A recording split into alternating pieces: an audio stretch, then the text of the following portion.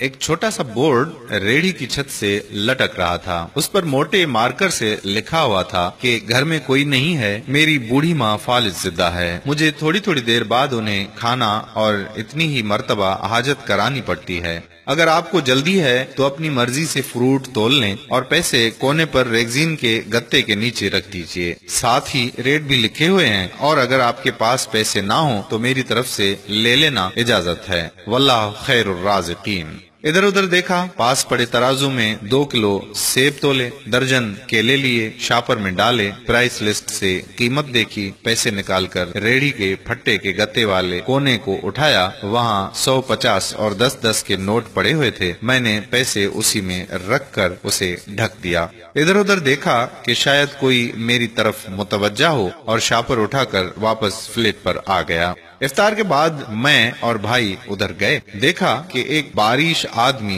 दाढ़ी आधी काली आधी सफेद, रेहड़ी को धक्का लगाकर बस जाने ही वाला था। वो हमें देखकर मुस्कुराया और बोला, साहिब फल तो खत्म हो गया। नाम पूछा तो बोला खादिम हुसैन। फिर हम सामने ढाबे पे बैठे थे, चाय आई। कहने लगा कि पिछले 3 साल से अम्मा बिस्तर पर है, कुछ नफसियाती सी भी हो गई है और अब तो फालिज भी हो गया है। मेरा कोई बाल बच्चा नहीं है, बीवी मर गई है, सिर्फ मैं हूँ और मेरी अम्मा। अम्मा की देखभाल करने वाला कोई नहीं, इसलिए मुझे हर वक्त अम्मा का ख्याल रखना पड़ता है। एक दिन मैंने अम्मा के पाँव दबाते हुए बड़ी नरमी से कहा कि अम्मा, तेरी तीमारदारी को तो बड़ा जी करता है, पर जेब में कुछ नहीं और तू मुझे कमरे से हिलने देती नहीं। कहती है तू जाता है तो जी घबराता है। तू ही बता मैं क्या करूं? अब क्या गैब से खाना उतरेगा? ना मैं बनी इसराइल का जना हूँ, ना तू मूसा की माँ है, क्या करूं? ये सुनकर अम्मा ने हांफते कांपते उठने की कोशिश की। मैंने तकिया ऊंचा करके उसको बिठाया, टेक लगवाई। उन्होंने झुर्रियों वाला चेहरा उठाकर अपने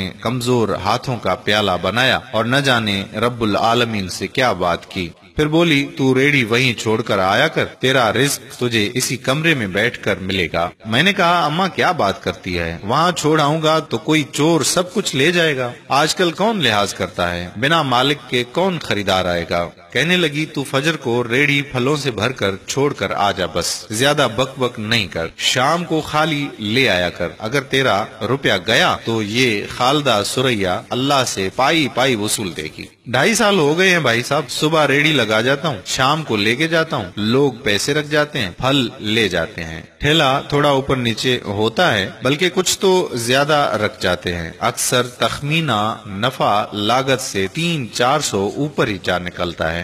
कभी कोई अम्मा के लिए फूल रख जाता है, कभी कोई और चीज। परसों एक पढ़ी लिखी बच्ची पुलाव बनाकर रख गई, नोट लिखकर रख गई कि अम्मा के लिए। एक डॉक्टर का गुजर हुआ, वो अपना कार्ड छोड़ गया। पुश्त पे लिखा था कि अंकल अम्मा की तबीयत ना संभले तो मुझे फोन करना, मैं घर से पिक कर लूंगा। किसी हाजी साहब का गुजर हुआ तो अजवा खजूर का पैकेट छोड़ गया। कोई जोड़ा शॉपिंग करके गुजरा तो फ्रूट लेते हुए अम्मा के लिए सूट रख गया। रोजाना ऐसा कुछ ना कुछ मेरे रिज्क के साथ मौजूद होता है। ना अम्मा हिलने देती है, ना अल्लाह रुकने देता है। अम्मा तो कहती है कि तेरा फल बेचने के लिए अल्लाह खुद नीचे उतर आता है और बेच बाच जाता है। भाई वो सोना रब एक तो रज़ाक है और ऊपर से रिटेलर भी है। अल्लाह अल्लाह। आखिर में मुझे अपने बच्चों से कहना है कि अगर आप फारिग हों और अपने वालिदैन को काम करते देखें तो फौरन उठकर उनकी मदद करें और उन्हें कहें कि अम्मी जान, अब्बा जान, लाइए मैं आपकी मदद करता हूँ। फिर देखें दुनिया और आखिरत की कामयाबियां कैसे तुम्हारे कदम चूमती हैं, इंशाअल्लाह।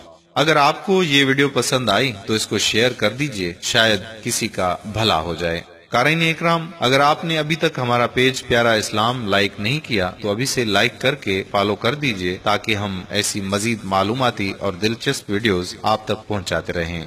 जज़ाकल्लाह खैरा। अस्सलामु अलैकुम व रहमतुल्लाहि व बरकातुहू।